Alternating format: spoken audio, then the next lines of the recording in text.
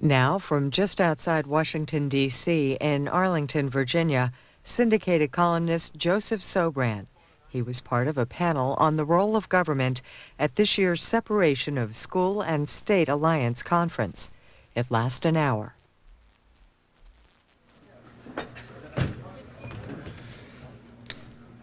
All right. I got to have these things on if I'm going to see somebody wave that we've got.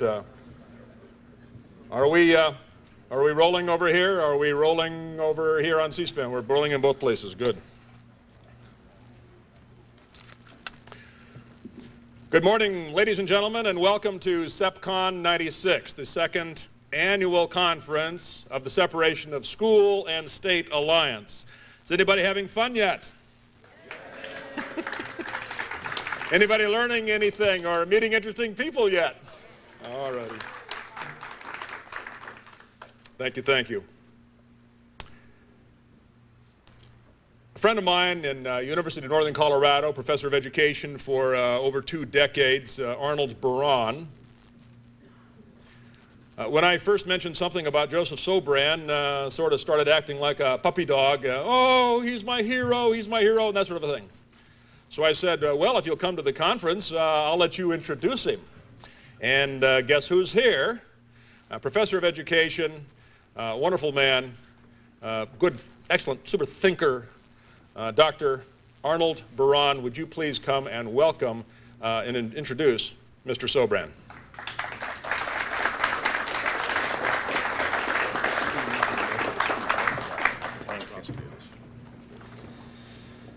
This is indeed a privilege. I've never met Joe Sobran before today. I spent several hours with him on an airplane a couple of weeks ago when somebody I met said that he had a whole pile of back issues of Sobran. So from Cleveland to Denver, Joe Sobran entertained me. You have a bio of Joe Sobran in your conference materials, but I'd like to tell you what I know about him after having read his work for a long time. 3 centuries ago, the great theologian Matthew Henry, when exhorting his followers to stay focused on what they were doing, said, "Never stop to stone the devil's dogs when you're harassed."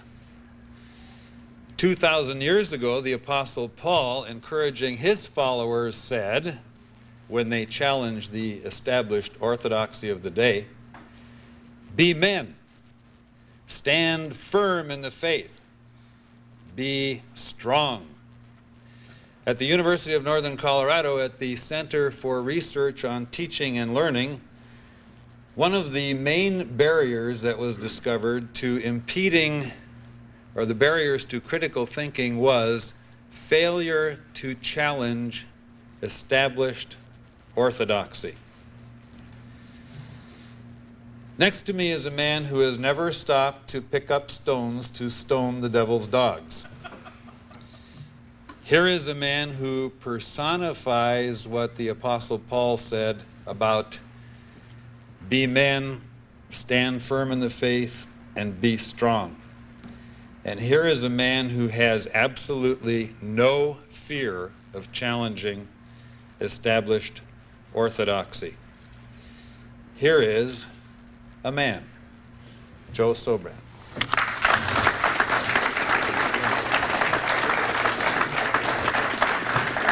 Oh, thank you very much.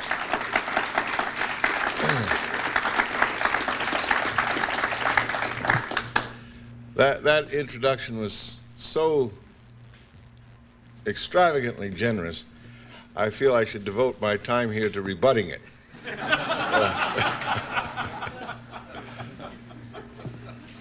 But I'm glad at least such a mistake could be made about me by so generous a man. Thank you, Arnie, very much. I've been amazed all my adult life, really, by the profound reverence for the state that people in our time have, including me. I mean, it's something I was raised in, you might say. I come from a home where I had many blessings, and one of little parts of my legacy that was not a blessing was my parents' reverence for Franklin Roosevelt. It was a Democratic home, but it was at least democratic in a different way from today's Democrats. In those days, being a Democrat meant kissing babies, not aborting them. And the things that were to come were totally unforeseen then. And so the state could be seen in a way as benign. It had a reputation for protecting us from all sorts of things. It was supposedly our salvation from depression, fascism, and then communism.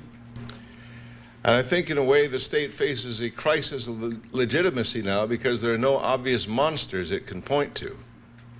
That the state itself has become the wolf at the door in a way that's become obvious to more and more people. Or at least, let's say, it's become a guard dog that we no longer need. There's no more wolf, and the dog keeps eating us out of house and home and biting the children. So people are starting to wonder a little bit, which I think is very healthy. The trouble is that we're all raised in this faith, and it is an orthodoxy that doesn't call itself an orthodoxy and isn't recognized as an orthodoxy. In fact, it hates the idea of orthodoxy. But orthodoxy simply means straight opinion, thinking straight, or as you might say, eliminating the inessentials. To me, education means in great part depth perception. It means sorting things out. It means the capacity to be fully educated is to have the capacity to sort things out, to separate the essential from the inessential, the central from the marginal, the important from the merely urgent. Now, in this century, according to a recent study of the totalitarian states of our time, by, I think, Professor Hummel at the University of Hawaii, the modern state has killed about 192 million people. It's going to have to do a lot of good to atone for that. In fact, I don't quite see how it's possible. That's 192 million of their own subjects. That doesn't count wars. That doesn't count people they kill across the border. It means within their own borders. Now, it seems to me that with this track record, it should be obvious that to use the state as the instrument of human betterment is like using a tiger to pull a plow. You might be able to get it to do it a little bit, but is it worth the attempt? Now, it seems pretty obviously not when you step back from it, but stepping back is the whole problem. I like to tell a story told by my old friend Hugh Kenner, the great literary critic, who asked a museum curator once how they discovered that the Etruscan horse at the Museum of Modern Art, or the Metropolitan Museum of Art, rather, was a fake. And she said, well, we carbon dated it. He said, yes, I know that, but why did you carbon date it? What made you suspicious?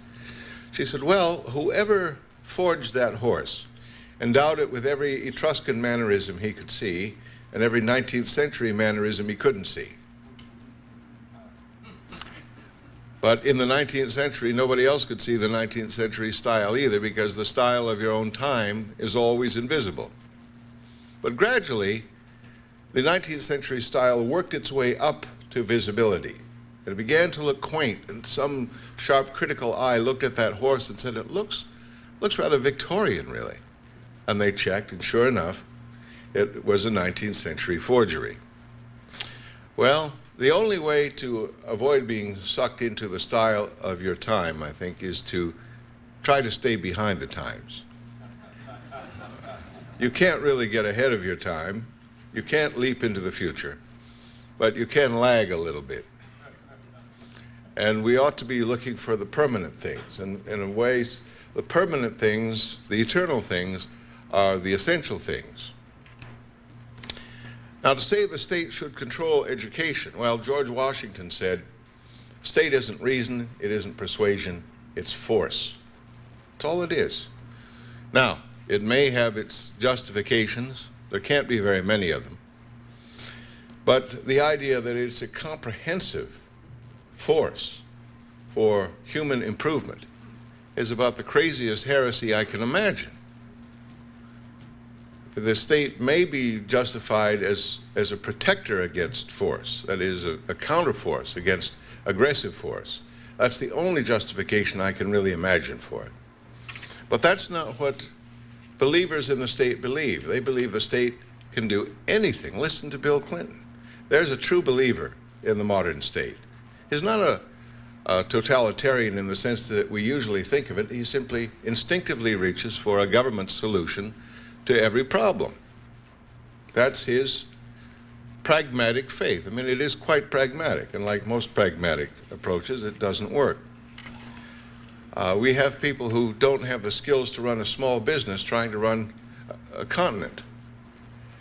And, I mean, where does it say that the skills needed to win political office endow you with the skills to supervise education, commerce, transportation, labor, defense, and everything else?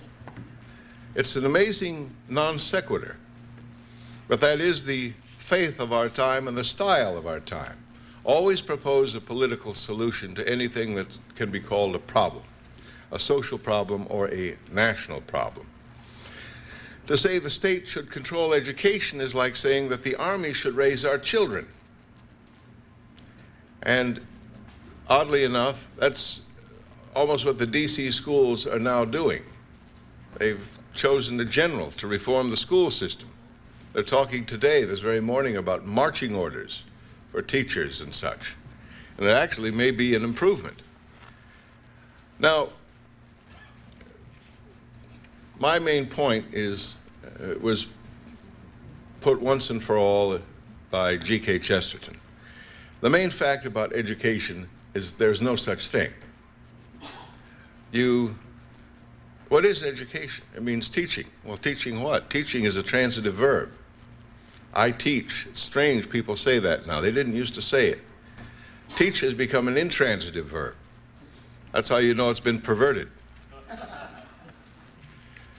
Now, there are two reasons why putting the state in control of children's minds is wrong and I would say even monstrous. First, we want education to be free. That is, we want it to be a parental prerogative. That's the essential thing. That's the thing that must always be the case under any circumstances. The other thing is not essential, but nowadays it's highly prudential. We want education to be decentralized and independent of the state, simply because the forces of centralization are so overwhelming. The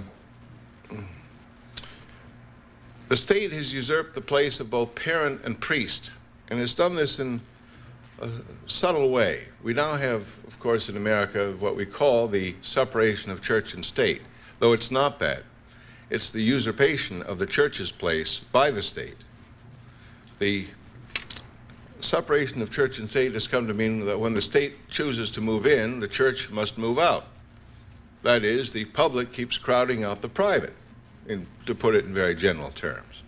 And this is what we've come to accept. What we call civil rights, for example, and civil liberties are basically governmental usurpations of the rights of privacy and association and property. All these things that used to be taken for granted have now become suspect, as they say, suspect categories. In education, the state professes to be too modest to teach religion. Therefore, the child is not only taught no religion, but isn't even taught that religion may be important. Well, think of that. If you don't believe in God, you'll have no complaint with that, perhaps. But if you do believe in God, something's missing here. I mean, if you believe in God, and especially if you're Christian, then the essence of education must be the transmission of Christianity. Christian truth is what must be taught. The child's soul is at stake. But of course now it's become one of our secular truths that there are no souls. Remember Anatole France's famous prayer, the agnostic's prayer? "Oh God, if there is a God, save my soul if I have a soul." Now, our schools don't even teach the if. They simply ignore the whole subject. It's off limits. Now, is that modesty or arrogance? It's supposed to be modesty. The state is supposed to be saying, well, we have no competence in religion. But it's subtly saying also, neither do you. There's no such thing as competence in religion. If you eliminate religion from education, you've got to trivialize either religion or education. And since the educators don't want to trivialize themselves, they implicitly and sometimes explicitly trivialize religion. I had a teacher, when I became a convert to Catholicism in my teens, in 9th grade, I had a teacher who took me aside. He wasn't even my teacher. He was just a friendly teacher who of very liberal inclinations and a very lovable man, I must say. A great teacher. He took me aside during one of his classes. He neglected the class and took me in a back room for an hour to tell me everything that was wrong with the Catholic Church and why I shouldn't join it. My gosh, that's refreshing to think of that. He actually took the subject seriously. I mean, he tried to reason about it. Even attacking it is so much better than ignoring it. To think about it, to take the subject seriously. Well, the secularist educator infers from the separation of church and state that the church is evil and the state is good. That's the working assumption behind most modern public education. And the teachers feel basically if religion were that important, we'd be teaching it, wouldn't we? We're not teaching it, so it must not be very important. Now, it's obvious if you're a Christian, or even if you can imagine a Christian point of view or any religious point of view, it's obvious why religion should be private, why it shouldn't be left to the state. But there's that second reason I mentioned, the prudential reason I'll discuss just briefly here. Education, when perverted, turns every child into a little, what you might call, not a citizen, but a state unit. That's all it is. 1/1,000,000th of the state, so to speak. Notice that communism was never against education. Not at all. On the contrary, it combined two strangely incompatible things, or at least things the liberal mind supposes to be incompatible, namely universal literacy and total censorship.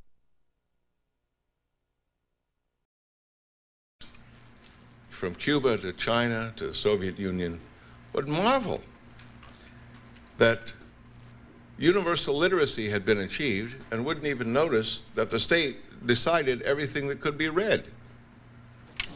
Lenin is quoted as saying that the purpose of teaching everyone to read is not to create a new intelligentsia, far from it, but to enable everyone to read our directives. So schools can be a marvelous device for creating a society that is uniform without being truly orthodox. A state monopoly in education, or even a state privilege in education, assists the ultimate purpose of centralization and turning all children into little units of the state. In fact, I think to some extent that's what it did to me, perhaps to some of you or most of you, in the sense that you had to fight your way out of that mindset. It probably took an active struggle, may still take an active mental struggle, not to slip back in to the mindset of the state believer. So, at any rate, after a century of terror, I repeat, expecting the state to improve the human condition is like expecting that tiger to pull your plow. It isn't going to work for very long. Thank you.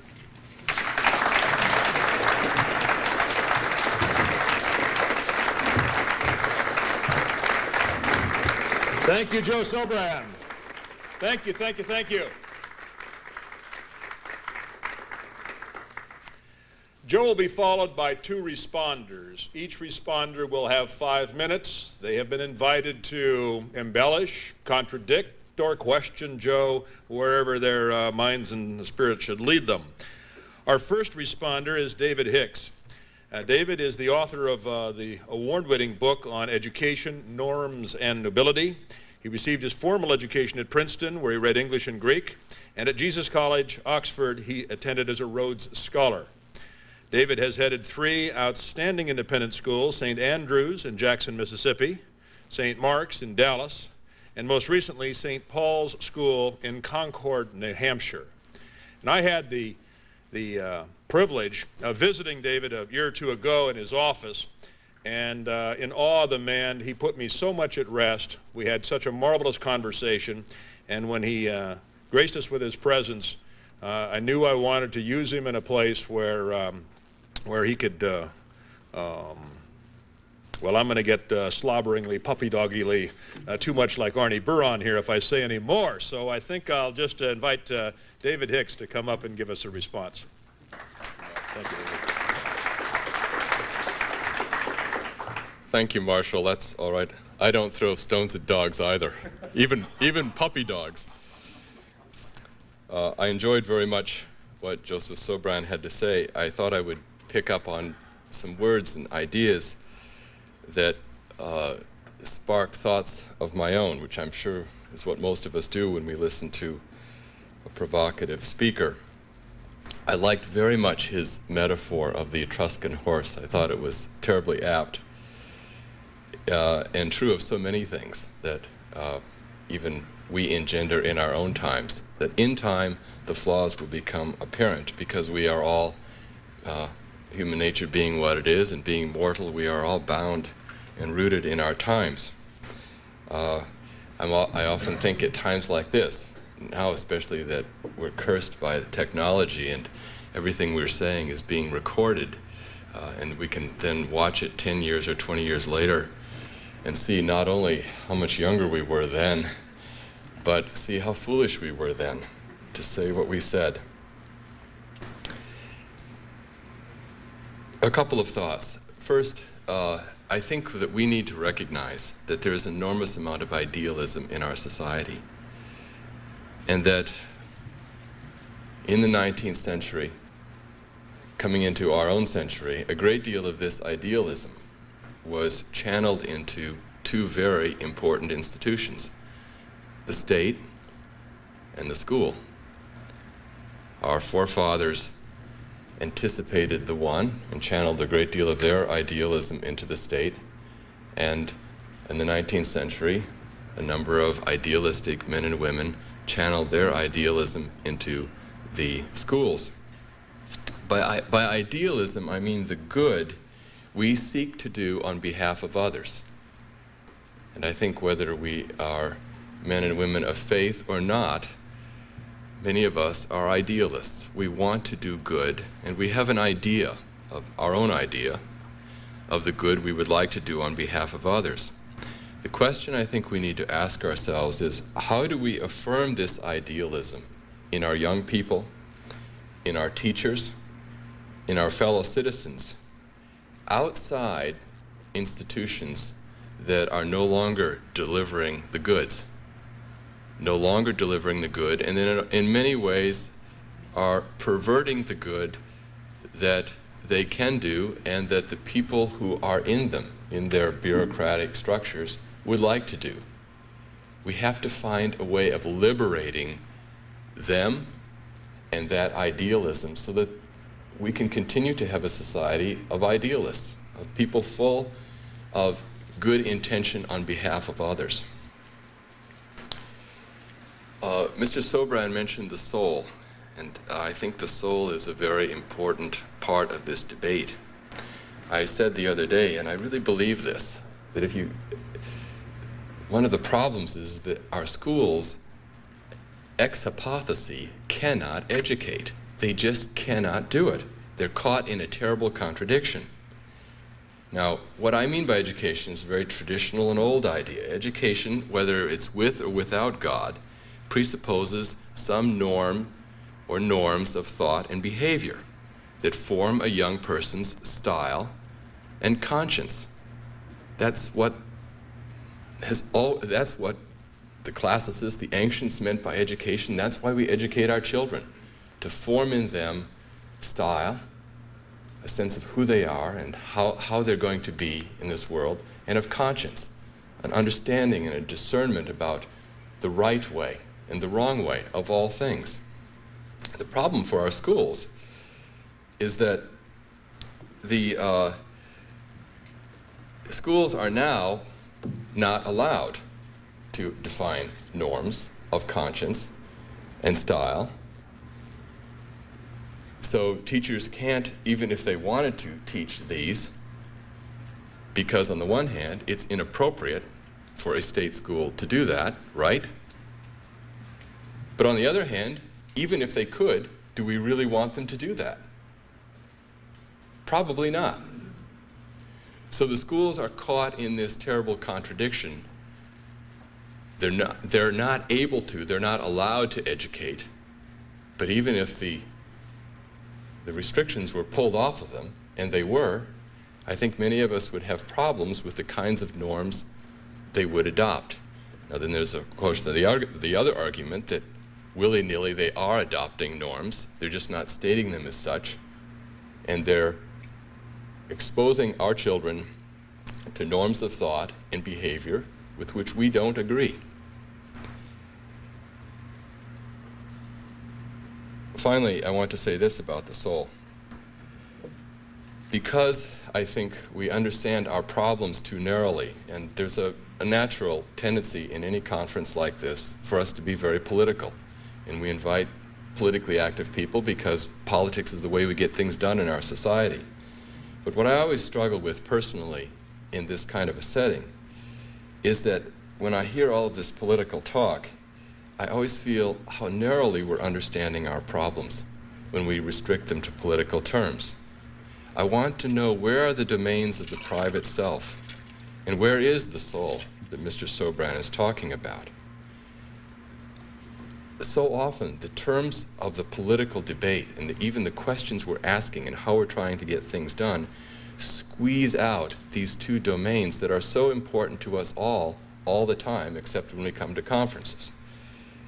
And, you know, our problem in our modern society, I think, is that we have accepted the notion that the private self is really just the product of political forces and economic processes. Basically a Marxist idea. We've allowed ourselves to be defined that way. And of course, our souls don't exist.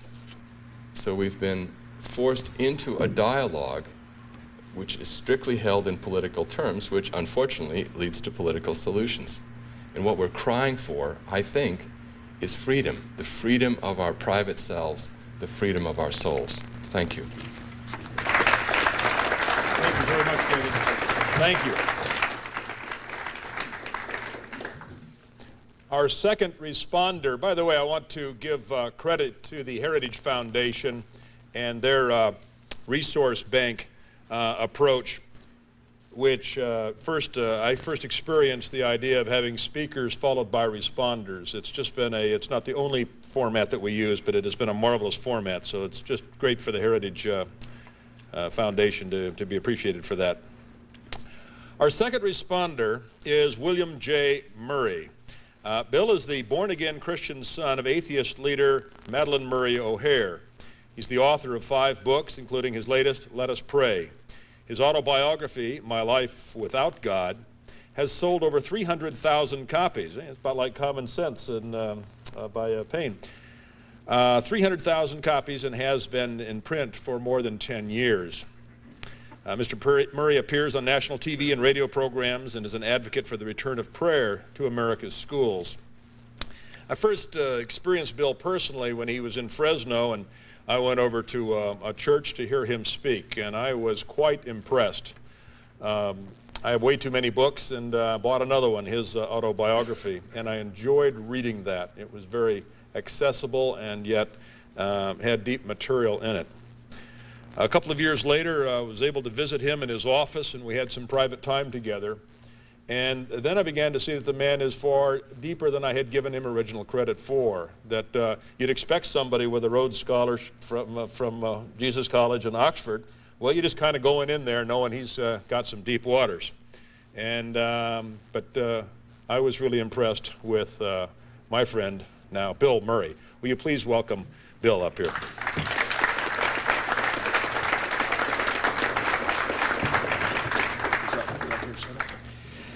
First, I would like to sum up the problem that we face in America today, with education and all other means, with the name of the Political Action Committee, of which I am chairman. Government is not God. And that really is the difficulty that I think is being discussed here. A couple of ideas come to my mind from Joe's and David's comments. And first and foremost, we have to keep in mind that the state is a monopoly. That is its principal problem, the fact that it is a monopoly. Now, what is the major problem with a monopoly? Or should I say, what should be the proper definition of a monopoly? The proper definition of a monopoly is the worst possible product at the highest possible cost. Does anybody disagree with this? Now, as we filter down and we take a look at the goods and services that the state provides, let's take a look at the schools. Again, the state schools are a monopoly. And as a monopoly, they also happen to be unionized. Now, what is the job of a union? What is the primary purpose of a union? The primary purpose of a union is to enable its members to do the least possible amount of work for the greatest income. Now you have a monopoly that produces the worst possible product at the highest possible cost, being pushed around by an organization whose principal purpose is to receive the greatest amount of money possible for the least amount of work. Then we wonder why we have a problem with this institution. The problem with monopoly also is the lack of diversity. In the schools today, we have a serious lack of diversity as the state attempts to replace all things with some type of unified code. And it becomes more monopolistic in its nature. We have the Goals 2000 program. This is a good example, and I know it's been discussed many times here, but it is an attempt once again to unify the monopoly and to standardize and to stifle out competition and diversity. It seems somehow that when it comes to statism, the monopoly of statism, that it is always managed somehow that liberals bump up to the top in this. I don't know why exactly. I think that this has to do with the fact of their caring nature. I was on an airplane, this seriously, with Mr. Carvel, who we all know as a champion of very liberal ideas. And he was sitting next to a gentleman, and I was sitting over to one side. And for absolutely no reason whatsoever, he turned to this individual and says, "Is there something wrong? Can I help you?"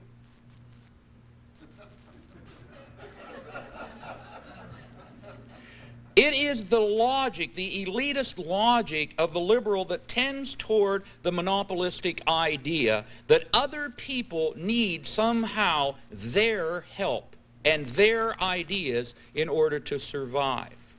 When we combine these three issues, the elitism of liberalism and the monopoly of statism and unionism, what we achieve is an untenable educational system that just cannot function. And the only possible way to get this educational system back, or to get it into a state where it can actually educate children and cause them to be individuals, is to break it up into multiple number of pieces that function on their own. And that, I think, should be our goal today, rather than leading to even greater statism and great monopoly. Now we talked about the soul and removing the soul. I'm going to make a quick comment about Baltimore 30 years ago. When I was in the Baltimore City schools 30 years ago, the boys wore black pants, white shirts, and ties. And discipline was handled by the teachers. Today, 30 years later, after removing values from that school and ignoring the soul, the Baltimore City school system has its own police force, with its own canine corps, with its own paddy wagons, with its own metal detectors, its own guard dogs. What we replaced in the school was, any given school, we took 1,000 consciences out of there, 1,000 little policemen, when we stopped teaching values. And we replaced it with the brute force, the iron fist of government. And this is the best reason of all, in order to break up the educational system that we have, place it in individual private hands. Thank you. Thank you.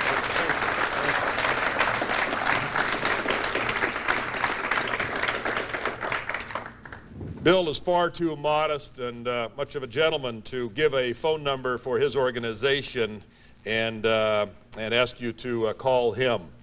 But I have no compunction about doing that, with your permission, sir. If you wish to reach Bill Murray, dial 540-659-0386. That's 540-659. I see Joe scribbling it down. I'm going to catch this guy. 540-659-0386. He may even send you one of his new bumper stickers. Government is not God. Thank you very much, Bill. Now, next part of the program is to let Joe Sobran, if he wishes to, and I'll turn my head in a second and find that assent or nay, if he wishes to respond, yes, I turned my head. If he wishes to respond to his responders, right? So, oh, far be it from me to have guessed that one. And Joe will have 5 to 5.5 minutes to respond to his responders, at which point we will start taking questions from yonder microphone. We will take questions. We need to not be getting into personal statements and further responses. So we will be taking questions. So Joe, you want to please come up here and do your response. Joe Sobran. Thank you, Marshall. Yeah, I would like to respond first to Bill's 800 number with my 800 number. Mine is 1-800-513-5053. I'll say it again. 1-800-513-5053 if you'd like information about my own little newsletter. I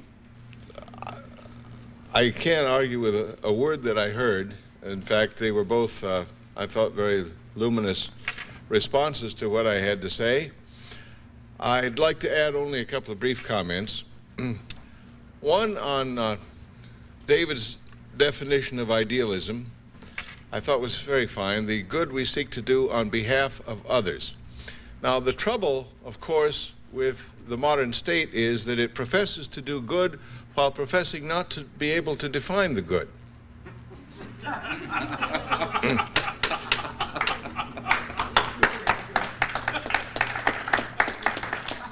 And the inevitable result is a pursuit of empty goods, and in fact, animal goods. Health as an ultimate good, survival as an ultimate good, while making survival more and more problematic, by the way. What is the greatest happiness you can have? Sensual happiness. So the schools are now into a sex education. Of course, this is partly a prophylactic matter, partly for the prevention of disease. The schools are now engaged big time in curing the ills they spread. Sex and drugs, things like that, things you didn't used to, I mean, you couldn't even imagine in schools when I was a kid. These were things that might be whispered about in schools. In fact, some of them weren't even whispered about. And yet they're raging problems today. The good, as liberals conceive it, is generally a kind of animal good. They're talking about the good of soulless beings. Reminds me a little of Samuel Johnson's reply to a sort of Rousseauian description of a happy life.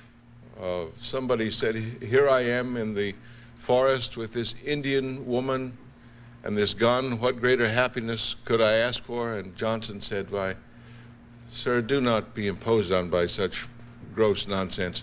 If a bull could speak, it might say, 'Here I am with this cow in this grass. What better felicity could any being enjoy?'" Well, that's the only felicity that our secular education system can imagine. A long life with a lot of sex. And never mind what happens after life. There is no afterlife.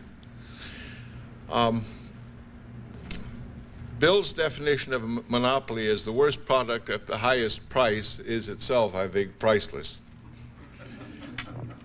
And it led me to reflect that, yes, unions do want to reduce the amount of labor that their members perform. And this is quite understandable when the labor we're talking about is repetitive physical labor that has no internal end as far as the worker is concerned.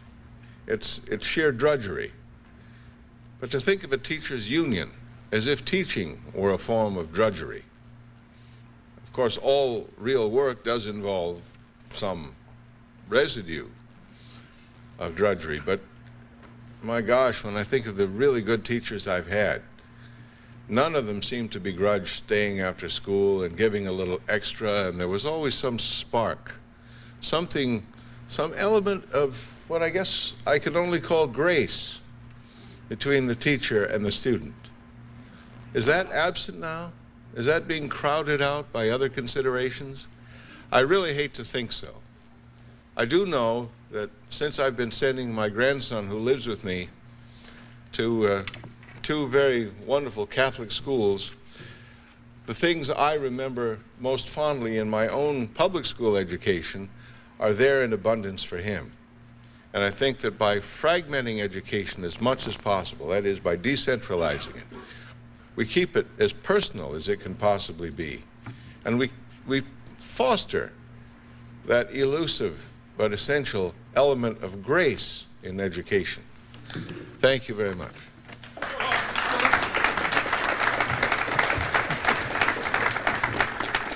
Thank you, Joe. Now we enter the in fact, I should be more dignified about that and sincere.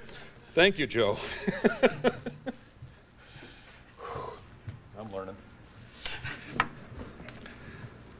Now we're going to have the questions from the audience. And what do you think of the idea that we have people who haven't had a chance or haven't made the chance to ask questions first to get to go to the head of the line? We have some people that are really great questioners, but we have others that haven't had a chance yet or haven't taken the opportunity. Would that be all right? Does that seem like a reasonable thing to do? Okay, good. So anybody's welcome to ask questions, but if you haven't asked a question, you get to move to the head of the line. And Dorothy, are you coming up here and going to be the head of the line? And our question rules, or standards, are that a questioner gives his or her name and preferably their location, what city or state are you from, and then state your question. You can make a short one sentence, not too many semicolon statements, but then get to a question fairly quickly. Thank you. Dorothy Goodman, founder of the Washington International School. I should like to ask David Hicks to ponder a moment about the role of the independent school and the very fine teachers within independent schools, about the responsibility, their responsibility to public education as we in this room all want to define it. For instance, to be very concrete, do you happen to have a superb member of your teaching staff who would like to be the founder of a charter school in Princeton? A proposal has been put into the authorities in Trenton, and so far the school board in Princeton has just said, you people are all too highly educated and too intelligent. You shouldn't set up a school. If you could talk about that, I'd be grateful. I don't know about that that person or that event. That sounds remarkable. I think that there are many fabulous teachers, idealistic teachers, teachers full of grace in the independent schools, and it's been a real privilege for me to work with them. I've been inspired by them. I think that their obligation, their responsibility, as they see it and as I see it, is not to the public schools, not to some institution. In fact, I think one of the things that makes them such good teachers in our schools is that they have very little sense of obligation to our schools. Their sense of obligation is to their children or to their students. And I think the magic of independent schools when they work is that they free those teachers to teach themselves and to put as their top priority their own students, and free them to do what they believe is best for those kids. And also, I should say, involve parents in that, bring parents into the town meeting as well as the students themselves in informing their education. But I didn't know about that event. That sounds awful. Thank you. Our next questioner, Susan Gatzenyaga. Yaga from Baltimore City. My question is for Mr. Sobran, actually, and I actually passed the same question to Marshall yesterday, so maybe Mr. Sobran will be the one who can actually answer it as a strategic question. There are so many people who, like Sobran, and actually myself for that matter, who attended a public school and remember it with fond nostalgia, and yet they recognize that the schools today are in deep trouble. Their usual reaction is not to say the whole system is completely wrong and cannot be reformed. Even in my day, it had within it the seeds of evil and destruction. Their usual reaction is, things were not like this in my day. Something must have happened since I was in school, so we have to find out what that was and correct that and get back to the good old days. And sometimes their answers to what it was that happened can be, very, very bad. Well, can you hear me? Yeah. I'm not a Leninist. I don't say the worse the better, but maybe this crisis simply had to come. Maybe that period we remember with nostalgia was an unstable period, inherently unstable, as they say, in that it couldn't last given what was going on outside, and that we're now forced to face the ultimate truth about the schools, which is that the schools have to deal with the ultimate. You cannot have soulless education. It is, well, you can, but it's not really going to do the kids any good. I mean, the nature of education depends on what's being educated, for one thing. A dog will get more out of obedience school than it will out of Harvard. And a child will usually get more out of a religion course than out of obedience training. The child is a being with a soul, and education must be geared to that. I thought that was an excellent point about the decline of the schools in Baltimore that Bill made in the last 30 years. I mean, the ceasing to pay attention to the soul has not turned out to make education more efficient somehow. It hasn't streamlined it. It's left out something essential to education itself, to even the process of education. The content is inseparable from the process. So I think, to put it very simply, it doesn't do the child any good to go to a nice, peaceful, clean, middle-class, safe school and learn a lot of information if that information is not conducive to salvation. Thank you. Doug Dewey. My name is Doug Dewey from Arlington, Virginia. My question is directed to Mr. Murray. Thank you for those thoughtful remarks. The comparison has been made of the idea that we need to get more computers and technology into government schools in order that they will work better and be more modern, to the idea that what we needed to fix Soviet state farming was to get new John Deere implements, the very best, into those farms. And of course we can see that neither is going to work because the systems are unfixable. I wonder, in light of your remarks about how monopolies produce the worst possible product at the highest possible cost, whether we cannot expect this to have an effect on the kind of prayer we would see in those schools. Would you comment on that, please? Well, first of all, the answer to virtually any problem facing a society is competition. I think if one would not, if the airlines had not been let loose to compete, as an example, we would all be paying $2,000 a piece round trip to everywhere right now. We can see what has happened to the telephone system since it's been deregulated. It used to cost 50 cents to $1 a minute to call anywhere in the United States, and $5, $6, $7, $8 a minute overseas. It's now 15 cents a minute in the United States. So what is really needed here is competition. The problem that we have with the schools, and one point that I left out, is that they, under normal circumstances, if you do not like what's going on with a company or a product, or even with your town or your village, you can move.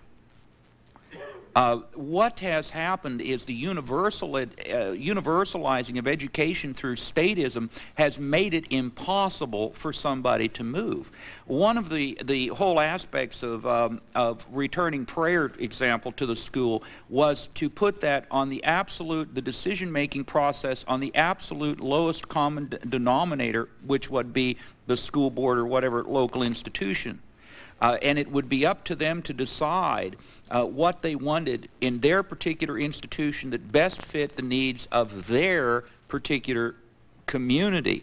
Now, the way you ask the question goes back to statism. What universal prayer would we have in all American schools? Well, the answer is that's the problem. That is the problem. We need to break it down to the lowest common denominator possible to be efficient for those individuals. Now, if it doesn't offer the proper education, the proper spiritual training in this particular school for a particular individual, then his family is free to move him to a different school or to move the entire family to a different locale. Thank you, thank you. And I thank all of our questioners. It was good to have you up here. We need to bring this in on time, so to those who are feeling thwarted and disappointed, I know the feeling, and not having read about it in a book. So my apologies to those. We're going to do something special now that's quite a surprise, I believe, to everybody here. And before I thank our panelists and all and dismiss them, if you've ever broken a promise inadvertently, then you know how I feel. I had arranged with a young man to give him a chance to make a short presentation if he were able to get the time off and get down here. And he did, and I didn't. I want to take you back just a few months ago. I got a letter from a person. I didn't know him at all. His name is Bob Knipe, K-N-I-P-E. And it was a thoughtful letter. I get a number of those. And I called him up because I like to hear and feel a person out. And I found quite a thoughtful man. So I asked him, you know, what do you do? Thinking, well, he's a Rhodes Scholar or a, you know, self-built genius or whatever, you know. And, oh, I'm a forklift driver for a soft drink company in, is it Brooklyn or Long Island? College Point. College Point. See, I got it wrong again, which is nowhere near Brooklyn, right? And he was an example of another aspect of this entire movement. An aspect of this movement of parents and educational lay people who are thoughtful, who are figuring this stuff out. And I asked Bob if he would please make a short presentation, which then I failed to bring him up when it was appropriate. So I feel blessed that my mistake has given him the opportunity to be on national television via C-SPAN. Will you welcome, from College Point, New York, Bob Knipe.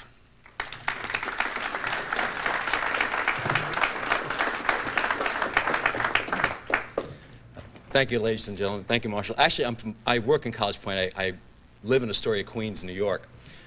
Well, as you already know, my name is Bob Knipe, and I'm a forklift operator for a soft drink company in New York City. But I am a concerned citizen as well as a libertarian. I'm deeply concerned about government-controlled compulsory schooling, about how it has affected and is still affecting our children and society as a whole. Thomas Jefferson once wrote, "I have sworn upon the altar of God eternal hostility against every form of tyranny over the mind of man." That statement sums up my personal feeling towards government schooling. What can I say about it that hasn't already been said by such notable people as John Holt, Neil Postman, Sheldon Richman, and John Taylor Gatto, to name just a few? I think everyone here knows that government schooling is a total failure. Otherwise, we wouldn't be here today. I will say this, though. Government schooling is so inhumane that it prompts people to try to change it for the better. Quite a few alternative schools were founded because educators realized that some children were being lost in the system. They established these schools so as to try to reach out to the students who were shy, troubled, misunderstood, or simply bored by traditional schooling. Some are still operating, like the Free School in Albany, New York. But many others, such as the Wilson Campus School and the Learning Community, the mini school I proudly attended, no longer exist, except as ideas. They were but two of many alternative schools that were forced to close because of administrative or bureaucratic interference. But here's the ironic twist. Now that the system is about to collapse, those in power are now allowing so-called new educational ideas to be tried out. The same ideas that were successfully utilized by the alternative schools they wanted to be rid of. Nevertheless, I believe it's too late to save government schooling. And I say praise God for that. Educators, parents, and children should decide what kind of education they want or need, not the state. So that, in the words of Abraham Lincoln, this nation under God shall have a new birth of freedom. Let us bring about a separation of school and state. I thank you.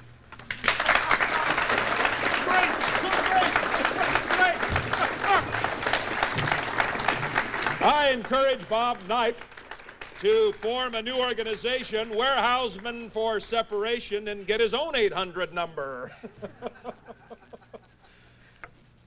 Please join me one more time in thanking Joseph Sobran, David Hicks, and William Murray. It was beautiful. Thank you very much, my friends.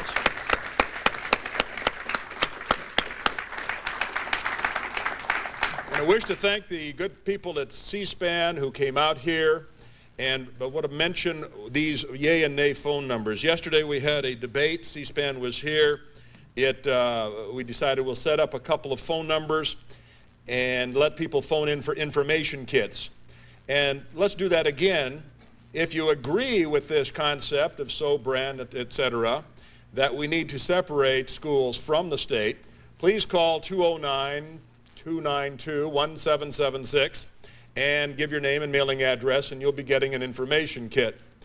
If you disagree, say, this is not a good idea, I better start studying you guys and report you to the principal, then we'll send you probably the same information kit.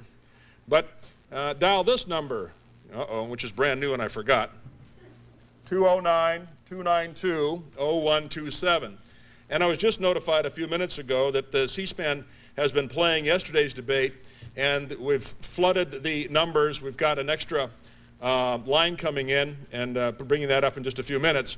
But I wasn't told which side was being flooded. So I'm curious to get out of here, more than just for lunch, but to find out what's happening in our headquarters in Fresno.